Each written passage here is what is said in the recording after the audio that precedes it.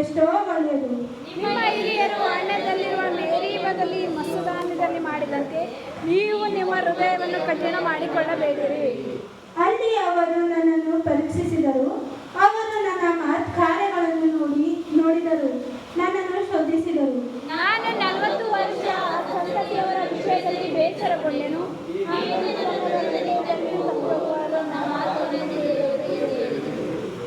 ಆದುದರಿಂದ ಇವರು ನನ್ನ ವಿಷಯದಲ್ಲಿ ಸೇರುವುದೇ ಇಲ್ಲವೆಂದು ಕೋಪಗೊಂಡು ಪ್ರಮಾಣ ಮಾಡಿದನು. ಕೊನೆಯ ವಚನ ಒಟ್ಟಾಗಿ ಓದಿಕೊಳ್ಳೋಣ. ಆದುದರಿಂದ ಇವರು ನನ್ನ ವಿಷಯದಲ್ಲಿ ಸೇರುವುದೇ ಇಲ್ಲವೆಂದು ಕೋಪಗೊಂಡು ಪ್ರಮಾಣ ಮಾಡಿದನು.